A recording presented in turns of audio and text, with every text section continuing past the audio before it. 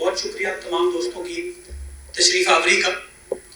आज की press conference करने के दो चार बुनियादी नुकात थे जो मैं मुनासिब समझता हूँ कि आपके ज़रिए, मीडिया के ज़रिए अवाम उन्नास के साथ शेयर किए जाएँ।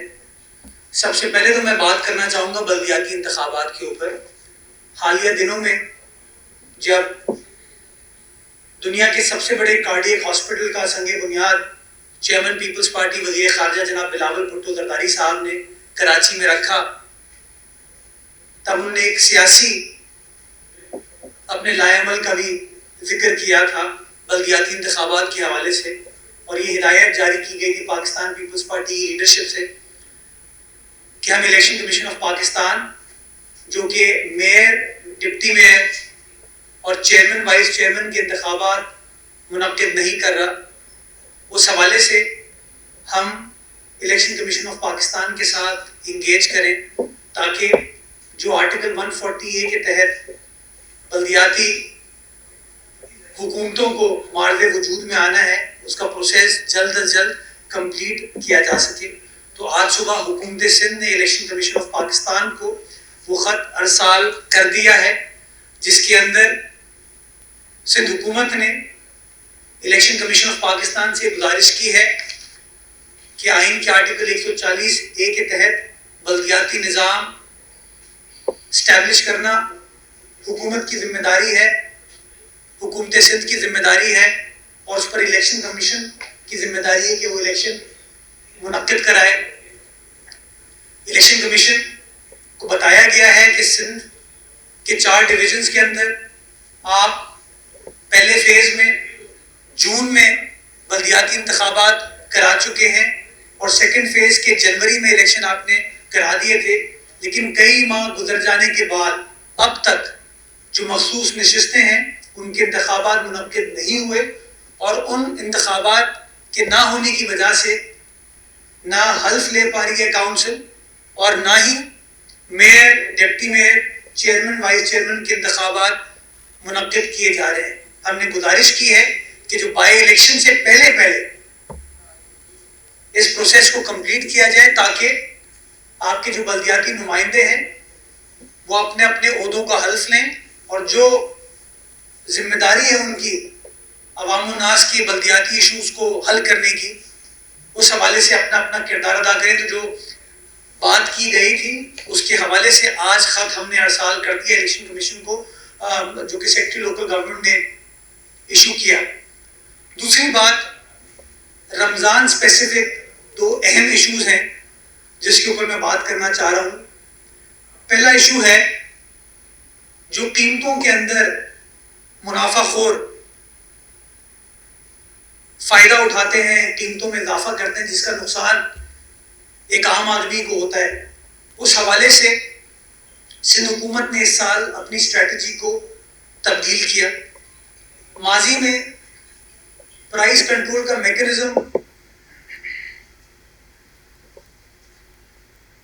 बड़ा सिंपल था लेकिन उसकी इन्फोर्समेंट में दिक्कत आती थी। तो इस साल सिंध हुकूमत ने फैसला किया कि हम उस निज़ाम को भी वसी करेंगे, यानी कि वो लोग जो प्राइस कंट्रोल के मैकेनिज्म को लुक आफ्टर करेंगे उसकी तादाद में भी इजाफा करेंगे। और सिर्फ प्राइस कंट्रोल का मतलब ये नहीं है कि आपने प्राइस लिस्ट आवेजा कर दी, प्राइस का तयन कर दिया। अब की बार हम ये भी करेंगे कि मेक श्योर करने के लिए कि उस प्राइस के ऊपर ही, उस कीमत के ऊपर ही उस सब्जी को बेचा जा रहा है, उस फल को बेचा जा रहा है, उस आटे को बेचा जा रहा है, उस घी को बेचा जा रहा है, उस दूध को बेचा जा रहा है। हम कानून साजी हमने की कि अगर कोई भी दुकानदार उस तयशुदा रेट से तजावुज करेगा उसके खिलाफ कार्रवाई की जाएगी, और कार्रवाई में सिर्फ चंद हजार रुपए का जुर्माना नहीं है। हमने कानून को तब्दील किया और कानून को तब्दील करते हुए ये इख्तियार दिया हुकूमत को, हमारे उन प्राइस इंस्पेक्टर्स को, कि ना सिर्फ वो जुर्माना लगाएं लेकिन जुर्माना बड़े पैमाने पर लगा सके, यानी कि बड़ी दुकानों को लाखों के अमाउंट का जुर्माना लगाया जा सके, 1 मिलियन तक को जा सकता है। दूसरी चीज, कि वो सील कर सके उस दुकान को, या अगर वो ठेला है तो कॉन्फिस्केट कर सके, और फिर वो जो अशिया जब्त की जाएंगी उसको सरकारी रेटों पर उसी वक्त ऑक्शन किया जाए ताकि एक आम आदमी को रिलीफ देन एंड देयर मिल सके। माजी में कानून इसका अवेलेबल नहीं था, तो सिंध काबीना ने मुनासिब समझा कि इसके ऊपर फौरी तौर पर कानून साजी की जाए, और हमने 23 मार्च को ऑर्डिनेंस जारी किया। उस ऑर्डिनेंस की कॉपी आज मैं अपने साथ लेकर आया हूं आप तमाम दोस्तों को बताने के लिए। इस ऑर्डिनेंस का नाम है Sindh essential commodities price control and prevention hoarding amendment ordinance 2023, और ये 23 मार्च से नाफिज अमल हो चुका है। इसका गजेट नोटिफिकेशन हो चुका है। काबीना ने इसको मंजूर किया था और फिर गवर्नर साहब से मंजूरी लेने के बाद हमने 23 मार्च को इसको नोटिफाई कर दिया। इस कानून के तहत हमने सबसे पहला जो काम किया है वो ये कि हमने प्राइस इंस्पेक्टर्स जो है उनके इख्तियारात कमिश्नर, डिप्टी कमिश्नर के अलावा और लोगों को भी दिए हैं। और मैं कराची शहर के हवाले से आपको बताना चाहूंगा कि सिर्फ कराची शहर में जो एग्जिस्टिंग आपके प्राइस इंस्पेक्टर्स थे जिनका ये काम था, उनके अलावा 98 और लोगों को 98 और लोगों को ये इख्तियारात दिए गए हैं कि आप जाएंगे, दुकानों का विजिट करेंगे, और विजिट करने के बाद आप प्राइसेस को चेक करने के बाद अगर जुर्माना लगाने की जरूरत है जुर्माना लगाएंगे, अगर चीजों को जब्त करने की जरूरत है तो आप जब्त करेंगे। और इसी तरीके से सिंध के बाकी अजला में हर जिले के अंदर 10-10 अफराद को हर जिले के अंदर हमें प्राइस इंस्पेक्टर नॉमिनेट किया। कराची का चूंकि बड़ा शहर है तो 98 हमने कराची में लोगों को इजाफी इख्तियारात दिए हैं, और बाकी सिंध के अजला में 10 से 12 सेक्शन ऑफिसर्स को हमने ये इख्तियारात दिए हैं। एग्रीकल्चर डिपार्टमेंट के लोगों को, लेबर डिपार्टमेंट के लोगों को ये इख्तियारात दिए हैं कि आप जाइए, मार्केट्स का विजिट करें, और विजिट करने के बाद आप कार्रवाई करें। मैं बताना चाहूंगा कि इस कानून के अंदर सेक्शन 5A है जो हुकूमत ने इंसर्ट किया है, जो कहता है, इख्तियार देता है कि आप कीमतों की प्राइस, कीमतों को चेक कर सकते हैं, दुकानों को, गोदामों को जाके सर्च कर सकते हैं, और अगर मुनासिब समझे तो चीजों को आप जब्त कर सकते हैं। ये इख्तियारात उन प्राइस इंस्पेक्टर्स को दिए गए हैं। 5B कहता है, जो सबसे इंपॉर्टेंट है, कि माजी में होता यह था कि आपने देखा ये चीज महंगी बिक रही है, आपने या तो जुर्माना लगा दिया उसको, वो बंदा लाखों का मुनाफा कमा रहा है, आपने 10,000 रुपए जुर्माना लगाया, उसने कहा ठीक है कोई मसला नहीं है। तो अब की बार हमने सिस्टम को चेंज किया। हमने कहा नहीं, हम उसको इख्तियार देंगे कि जुर्माने पे फोकस पहले ना करो, चीज को जब्त कर लो। जब चीज को आप जब्त करते हैं तो फिर सवाल ये खड़ा होता है कि जब्त तो कर लिया आपने, उसको लुक आफ्टर कौन करेगा। तो हमने कानून में ये तरमीम की कि जिस वक्त आप जब्त करो उसी वक्त जो सरकारी रेट है उस पर उस चीज को, उस अशिया को बेच दिया जाए उसी वक्त। तो यानी कि अगर आपने आटे का रेट 130 रुपए किलो तय किया है और आपको किसी जगह पे वो 2.5 नंबर आटा जो होता है चक्की का वो 150 रुपए का मिल रहा है, तो वो जो प्राइस इंस्पेक्टर आपका होगा वो उसको ना सिर्फ जब्त करेगा बल्कि 130 रुपए किलो पे वहीं पर ऑक्शन करना शुरू कर देगा, ताकि आपको, एक आम आदमी को, गरीब आदमी को उसी वक्त रिलीफ दी जा सके। ये सबसे इंपॉर्टेंट है। मैंने खुद कल मुख्तलिफ मकामात का विजिट किया और वुज़रा ने, मुशीरान ने, मुआवनी ने, खुसूसी ने मुख्तलिफ बाजारों का विजिट किया, और देखने में आया कि जो बचत बाजार हमने लगाए हैं वहां पर तो कीमतें कंट्रोल्ड है। जो डिस्काउंट देने की कोशिश हुकूमत कर रही है घी के निर्ख में, आटे के निर्ख में, चीनी के निर्ख में, सब्जी या फलों के निर्ख में, वो बचत बाजार में तो कम है, लेकिन जो आम मार्केट है उसके अंदर उन रेट्स को फॉलो नहीं किया जा रहा था। तो इसलिए मैंने खुद फिर मास्क पहन के भेज बदल के बिस्मिल्लाह मार्केट का एरिया है पाक कॉलोनी में, वहां पे विजिट किया, और मैं एक दुकान पर गया जहां पर केला मुझे नजर आया मैंने पूछा जी केले का क्या रेट है, उसने बताया 200 रुपए दर्जन। क्योंकि कैमरा मेरे साथ नहीं था, कोई प्रोटोकॉल, कोई सिक्योरिटी साथ नहीं, अकेले खड़ा हुआ था, पहचाना नहीं वो। उसने जो एक आम आदमी से रेट कहता है उसने वही रेट मुझे कहा, 200 रुपए उसने मुझे कोट किया। तो मैंने पैसे निकाले और मैंने कहा मैं पैसे देने लगे, इतने में उसकी नजर पड़ी कि पीछे कोई साहब को पहचान गया।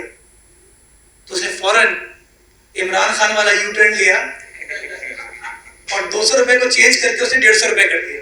मैंने कहा अभी तुमने 200 रुपए कहा था, कह नहीं सर नहीं। मैं असिस्टेंट कमिश्नर साहब को बुलाया उसी वक्त माल को जब्त किया और ऑक्शन कराना शुरू कर दिया।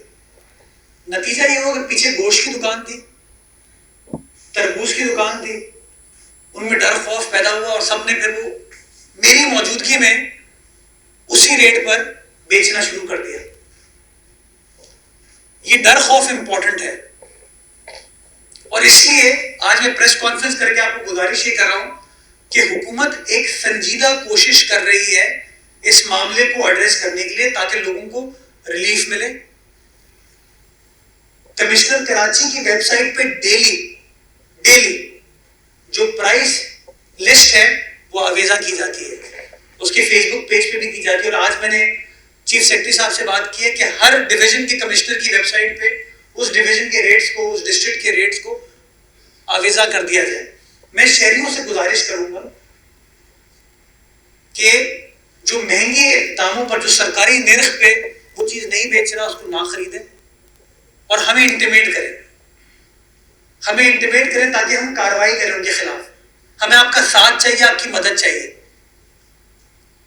और कल ये जो चीजों को जब्त करने का और ऑक्शन करने का सिलसिला स्टार्ट हुआ है, ये गाहे बगाहे चलता रहेगा। आज सुबह भी चीफ सेक्रेटरी साहब ने डीसीज के साथ, कमिश्नर्स के साथ मीटिंग की और यही हिदायत जारी की है कि बचत बाजार तो अपना काम कर रहे हैं, लेकिन असल रिलीफ तब मिलेगी कि हर दुकान पे जो जायज रेट है उसके ऊपर चीजों को बेचा जाए। जहां आप समझते हैं कि कोई शख्स ज्यादती कर रहा है, उस निर्ख से ज्यादा बेच रहा है, आप हुकूमत को मुतला करें, इंशाअल्लाह कार्रवाई की जाएगी। और जो शिकायत है लोगों की कि हमें नहीं पता कि सरकारी रेट क्या है, तो उसको एड्रेस करने के लिए कमिश्नर कराची की वेबसाइट पे आज चले जाए। मैं भी आने से पहले फिर चेक करके आया, डेली का जो रेट है वो तय किया जा रहा है, उसको आवेजा किया जा रहा है। तो बराए मेहरबानी ये जो बीच में मिडिलमैन, बीच में जो ज्यादती करने वाले लोग हैं, जो कि प्रॉफिटेरिंग करते हैं, मुनाफा कमाने की कोशिश करते हैं, उसको हुकूमत रोकने की कोशिश कर रही है। और इस काम में जहां हम अपना किरदार अदा कर रहे हैं, आप लोगों की भी मदद चाहिए होगी। और ये मैं मैसेज लाउड एंड क्लियर इंतजामिया की जानिब से, हुकूमत की जानिब से उन तमाम दुकानदारों को देना चाहूंगा कि जहां कहीं भी वो लोगों के साथ ज्यादती करेंगे, हुकूमत हरकत में आएगी, कार्रवाई की जाएगी। फिर शिकायत नहीं कीजिएगा कि डिप्टी कमिश्नर ने, असिस्टेंट कमिश्नर ने, प्राइस इंस्पेक्टर ने आपकी दुकान को सील कर दिया, आपके शॉपिंग सेंटर को सील कर दिया। ये मैं बता दूं आपको, ये किया जाएगा और इंशाल्लाह आपको होते हुए नजर आएगा। और आप, मैं मीडिया के दोस्तों को भी ये गुजारिश करूंगा कि इसमें हमारी मदद करें। जो हमारे प्राइस रेट हैं उसको अगर आप डेली अपने अपने टीवी चैनल्स पर, सोशल मीडिया प्लेटफॉर्म पर आप भी उजागर करेंगे तो एक आम आदमी को मदद हो पाएगी। और जहां कहीं भी कोई दुकानदार ज्यादती कर रहा होगा उसकी निशानदेही करें तो इंशाल्लाह हुकूमत हरकत में आएगी। उसके बाद लोगों को रिलीफ देने के लिए एक और सिंध काबीना ने बड़ा अहम फैसला किया था और वो ये था कि बेनजीर इनकम सपोर्ट प्रोग्राम के जरिए 2-2 हज़ार रुपए आटे में रिलीफ की खातिर लोगों को दिए जाएंगे। और हमारा टारगेट था कि हम रमजान मुबारक के महीने में इंशाअल्लाह से हुकूमत 78 लाख खानदान हैं जिनकी आमदनी 50 से 55 हज़ार के ब्रैकेट के नीचे है, गरीब आदमी भी आ गया, उसमें सफेद पोश लोग भी आ गए, उनको फी घराना 2-2 हज़ार रुपए दिए जाएंगे बेनजीर इनकम सपोर्ट प्रोग्राम के सिस्टम के जरिए। उन 78 लाख खानदानों को 15.5 अरब रुपए की सब्सिडी सिंध हुकूमत की जानिब से दी जाएगी ताकि वो सस्ता आटा खरीद सके या कोई और अशिया सस्ते दामों में खरीद सके। तो मुझे आज आपको ये बताते हुए खुशी होती है कि इंशाअल्लाह उसकी पहली डिसबर्समेंट बुध के रोज से शुरू हो जाएगी और पहले फेज में 38 लाख लोग 3.8 मिलियन 38 लाख 38 लाख लोगों को वो 2-2 हज़ार रुपए की डिसबर्समेंट हबीब बैंक के जरिए मिलना शुरू हो जाएगी और लोगों को मैसेज भी इस हवाले से आ जाएंगे। यानी कि परसों से बुध के रोज 29 मार्च से वो 2-2 हज़ार रुपए लोगों को मिलना शुरू हो जाएंगे और पहले फेज में जो 38 लाख खानदानों का डेटा हमारे पास आ चुका है उनको इंशाअल्लाह 29 मार्च से बुध के रोज से वो 2-2 हज़ार रुपए मिलना शुरू हो जाएंगे।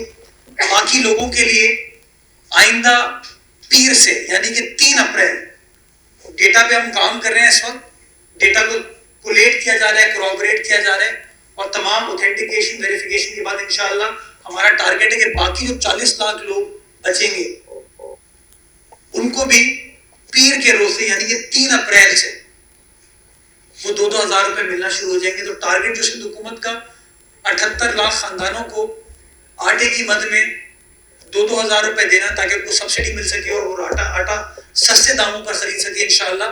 वो वादा भी जो सिंध हुकूमत ने किया था, बिलावल भुट्टो जरदारी साहब ने किया था, वो वादा भी अब तकमील की तरफ जा रहा है और बुध से इंशाअल्लाह वो काम होना शुरू हो जाएगा ताकि लोगों को रिलीफ दी जा सके।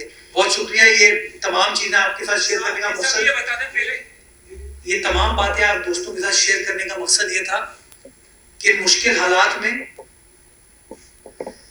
ज्यादातर लोग तो सियासत में लगे हुए, धरनों में लगे हुए हैं, जलसों में लगे हुए हैं।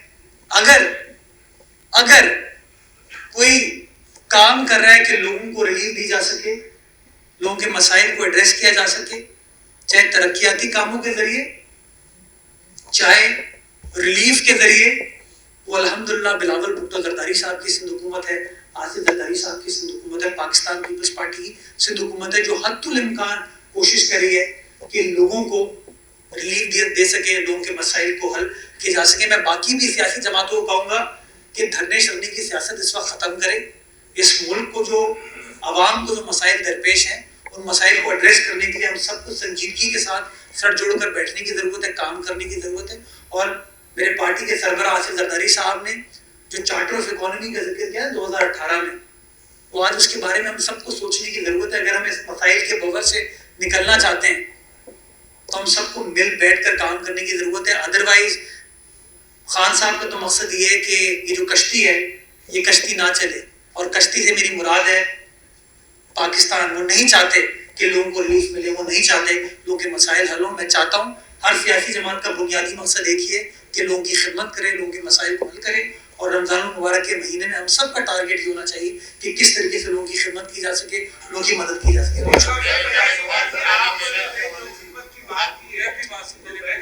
हमेशा पूछता हूँ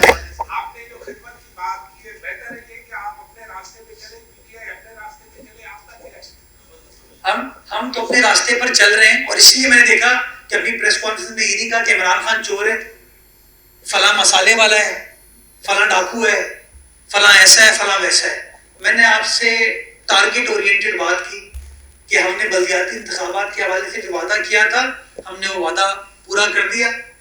हमने प्राइस फिक्सेशन के हवाले से, कीमतों के कंट्रोल के हवाले से कानून साजी की, उसको किस तरीके से इन्फोर्स किया जा रहा है। और हमने आटे के हवाले से लोगों को रिलीफ देने के लिए जो फैसला किया था उसको हम कैसे इन्फोर्स कर रहे हैं। और मैं बताने की कोशिश ही ये कर रहा हूँ कि लोगों को आपको उम्मीद दिलाने की जरूरत है। लोग इस वक्त नाउमीद हैं। हमारा दीन नाउमीदी के बारे में कहते हैं, नाउमीदी कुफर है। हमें उम्मीद दिलाने की जरूरत है। पिछले दिनों आपने देखा ना कि बिलावल साहब एक दिन अस्पताल कसम की बुनियाद रख रहे हैं, एक दिन सस्ती बिजली के मंसूबे का कमर्शियल ऑपरेशन स्टार्ट करे, एक दिन इंफ्रास्ट्रक्चर के प्रोजेक्ट को इनॉग्रेट कर रहे हैं। इसी तरीके चीफ मिनिस्टर साहब भी इसी तरह काम करें, बाकी हमारे वुज़रा भी इसी तरह काम कर रहे हैं। हमारे वुज़रा प्रेस कॉन्फ्रेंस करके ये नहीं कह रहे कि कौन चोर है, कौन डाकू है, कौन क्या है।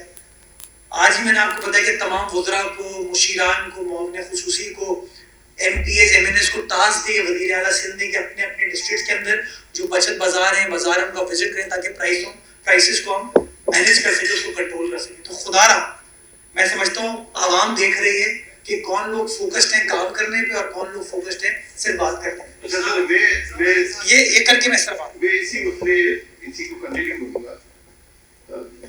यकीनन अच्छी बातें हैं, वज़ीर आला ने कमेटियां भी बना दी है ये वो, लेकिन मलीर हो, दीगर अजला हो, आपने तो कल नजर आए अपने इलाके में, तो आपके वजीर बशीर सीएम की इंस्ट्रक्शन को सीरियस नहीं लेते, ना ये इंतजामी अफसरान सीरियस लेते हैं। आप यकीन करें कि कराची सिर्फ आप वाला एरिया नहीं है, कराची तो बहुत बड़ा है, उसके अलावा पूरा सिंध है। तो ये कहीं पर सर इम्प्लीमेंटेशन नजर नहीं आ रही, इस पे कोई किसी अफसर के खिलाफ कोई सजा, कोई अमल दरामद, कोई मामला, कोई इस तरह को कोई बताएं, कोई मिसाल कायम करें। देखिए कल मैं खुद लियारी गया और पाक कॉलोनी साइड के एरिया में गया। वक़ार मेहदी साहब की ड्यूटी लगी है क्लिफ्टन के एरिया में, वो क्लिफ्टन गए। इस्माइल राव साहब जो हैं वो बदील गए। तो जो मुतालबा जिसको टास्क दी गई है, किसी ने कल वो काम कर लिया, कोई आज वो काम करेंगे। इसी तरीके से जो कमिश्नर हैं आपके, जो डिप्टी कमिश्नर हैं, वो खुद फील्ड में मौजूद है। मुझे पता है कि कल मैं खुद आपने लियाकताबाद में तस्वीर देखी होंगी, हमारी असिस्टेंट कमिश्नर खातून थी, वो फील्ड में मौजूद थी, उन्होंने कार्रवाई की और बहादुरी के साथ कार्रवाई की। जहाँ उन्होंने देखा कि लोग ज़्यादा कीमतों में बेच रहे हैं, उन्होंने फ़ौरन उस चीज़ को कॉन्फिस्केट किया, सील किया और ऑक्शन किया। इसी तरीके से ईस्ट के अंदर भी ये काम होता हुआ नजर आया। लेकिन हाँ, आपकी बात सही है कि इस काम को और ज़्यादा मौसर अंदाज से करने की ज़रूरत है। और आज मैंने, क्योंकि कल वो इतवार का दिन था, नोटिफाई हो गया था, अब ये काम स्टार्ट हो गया है। इंशाल्लाह काम आपको और ज़्यादा बेहतरी से होता हुआ नजर आएगा। और मैंने बताया आपको, चीफ सेक्रेटरी साहब ने आज सुबह भी मीटिंग की अपनी इंतजामिया के साथ, तो इंतजामिया को कहा गया है कि they should make things happen. कोई एब्सोल्यूट रिस्पाइट ना हो इसके अंदर। जो शख्स ज़ख़ीरा अंदोज़ी कर रहा है, जो शख्स कीमतों को गलत रेट पर बेच रहा है, मुनाफाखोरी कर रहा है, उसके खिलाफ कार्रवाई की जाए। और कार्रवाई इंशाल्लाह आपको होते हुए नजर आएगी। इंशाल्लाह वी आर ऑन इट और आपको काम होता हुआ नजर आएगा। जी हाँ, आपसे ये सवाल है कि आपने कहा कि आपको चेयरमैन साहब ने कहा था कि हाई कोर्ट जाएंगे, आपने कहा कि आज आपने खत लिखा है इलेक्शन कि क्या मामला हो, क्यों जो है हाई कोर्ट जा रही है। उस तरह ये कि आपने कहा इन मामला को उजागर करें, इसके लिए कम से कम आपको आजी देना पड़ेगा, क्योंकि कल ही मीडिया वाले बहुत बुरी तरह पिटे हैं और उनके खिलाफ भी कुछ नहीं हुआ। तो इसके लिए हम पहले हमारी सिक्योरिटी करनी पड़ेगी, फिर जाकर मैं सबसे पहले कल जो बोल न्यूज़ के एक साथी के साथ जो ज्यादती हुई है उसको कंडेम करना चाहूँगा। और ये शो करता है कि वो जो बदमाशी वाला अंसर है ना हमारे माशरे में कितना आ चुका है। इसी तरीके से आप देखें ना, आपने वो जो बेचारे रिपोर्टर के साथ, मीडिया वर्कर के साथ हुआ, गलत है। लेकिन आप ये भी देखें ना कि कल मैंने खुद देखा लियारी में खातून असिस्टेंट कमिश्नर फील्ड में थी, मैं पाक कॉलोनी गया, खातून असिस्टेंट कमिश्नर फील्ड में थी, लियाकताबाद में खातून असिस्टेंट कमिश्नर फील्ड में थी, वो काम कर रही थी। तो हाँ, हमें फैसला करने की जरूरत है कि हम उस मनफी चीज को हाईलाइट करेंगे या पॉजिटिव चीज को हाईलाइट करेंगे, हमारे ऊपर है। जो गलत चीज हुई उसको मैं कंडेम करता हूँ और लम्हा फिक्र हमारे मुआशरे के लिए कि लोगों के अंदर क्यों ये एंगल आ गया कि चोरी भी करते हैं फिर सीनाजोरी भी करते हैं। लेकिन जो अच्छी चीज़ हो रही है कि जहाँ पर बहादुरी के साथ लोग काम कर रहे हैं, मैं उनको खराज तहसीन पेश करना चाहूँगा कि हाँ, वो विमेन एम्पावरमेंट की इससे बेहतर मिसाल क्या हो सकती है कि देखें, हमने लड़कियों को ना सिर्फ रोज़गार दिया, मेरिट पर उनको रोज़गार मिला, उनको फील्ड असाइनमेंट मिली, लेकिन माशाल्लाह वो फील्ड असाइनमेंट पर काम करती हुई नज़र आ रही है। ये है मेरा सिंध, ये है पाकिस्तान पीपल्स पार्टी का सिंध, ये है बेनज़ीर भुट्टो का सिंध। और इंशाल्लाह ये है वो वुमेन एम्पावरमेंट जिसको हम करके देंगे। बाकी जो आपने खत या केस के हवाले से बात की, भैया किस तरफ जाना है किस तरफ नहीं जाना, इसका फैसला तो हम करेंगे ना। हाफिज नईम रहमान साहब तो नहीं करेंगे ना, या सिराजुल हक साहब तो नहीं करेंगे। तो जो भी काम करते हैं अपनी पार्टी क़यादत की हिदायत के मुताबिक करते हैं, और जो किया है उनकी हिदायत के मुताबिक। Thank you.